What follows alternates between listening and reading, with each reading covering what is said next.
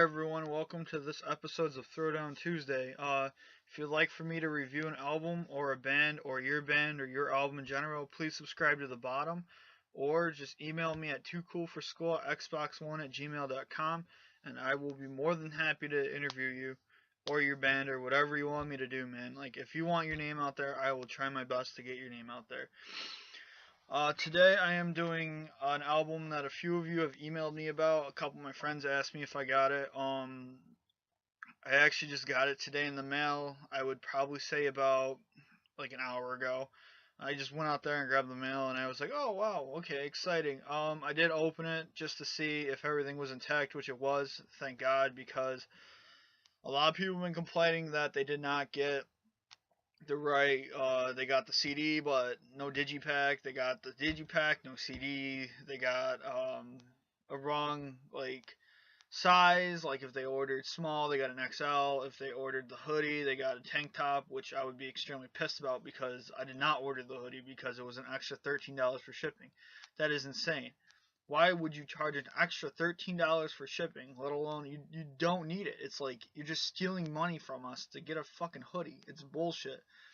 But anyways, today's album I'd like to review is Chelsea Grin's original EP, the OG Daddy, the Holy Grail, whatever you want to call it. This is it.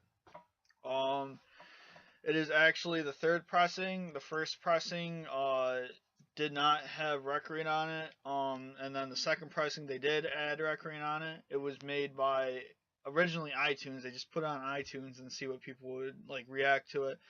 And then this record company named Static, Statik, Factory Records got them.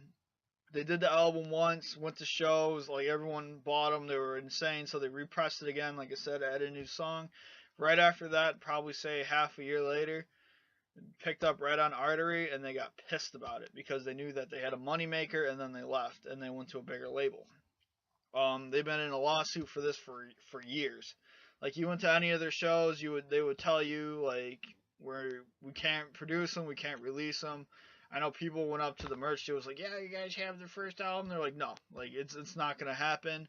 If it did happen, I'd probably not sell it to you. So, the back of it has all the first singles, like first six singles, like it used to. For second print, it does have the chelseagrin.com. You open it up, first thing you see is, I know it's kind of hard to see, guys, but you can see the autographs. And then if you open it up again, you do see the face, and then there are lyrics to it. Probably like most of you guys already know the lyrics to most of these songs, anyways, especially Chew to Banger. I think everyone knows that shit. Anyways, open it up again, and you see the face. I know it's kind of hard. I'm just trying to do it. Like, there's the face. You can tell the eyes kind of, and then the mouth. You open up the back. You see the guy getting sliced again. Like I said, you just go in one big swoop. I'm kind of mad about this because they did not handwrite the 1,000. I understand that they did have to repress them again because they made an error for insert lyrics here, which is actually would be hilarious. But they did have to repress them again, and I don't know if that was the deal or what the deal was, but it's kind of bullshit that they didn't hand sign them for numbering wise, anyways, because they could just have like a bunch of them and like in the back or whatever, and just have them chilling for a few years, because this album's gonna rise. It's like anything on like a secondhand market. I understand it's 1,000 albums, but it was gone like within a week. It's insane.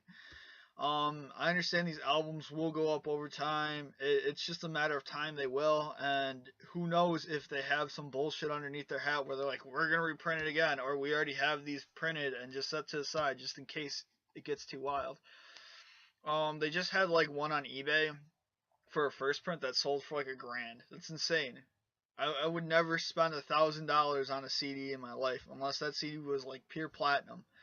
I understand for some of you guys it's like I said, the holy grail of collecting. I mean, I do have a nice collection. I have blown more than $100 on an album, but $1,000 is just too much for me. I'm sorry. It'll never happen. You'll never see me do it. But I did get the T-shirt bundle. Like I said, I'm not spending an extra $13 for a hoodie. They can go blow. But this is the front. It has the face. There's nothing on the back, unfortunately, which kind of sucks. But I mean, you spend basically $40 on something. I would expect the back on it, but oh well. It does look like it might shrink a lot. But it does look like a 2X. But hopefully it will shrink a good chunk, so it'll be an XL. But if it fits like a 2X, it's better, I guess. Another thing about the album too is they did do Cheyenne Strokes and Recreant on Eden, which everyone should know though, but that's where it originally came from, and they did make it a little bit different.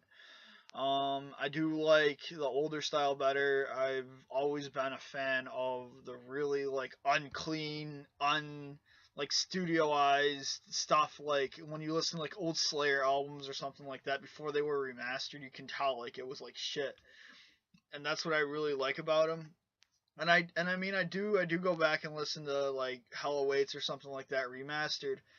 But if I had a choice between listening to the two, I would always go with the older one because it has more of that like heart and soul feel into it. Not saying that the remastered always doesn't, but it just doesn't have like the same feel of like say going to a show and they just have really shitty gear and they're just doing it for the fans, and then there's like just stuff like today that's just like I said over and over again like a million times, that's just like over computerized, over generalized, everything's like over triggered, everything's just like massively like drop F.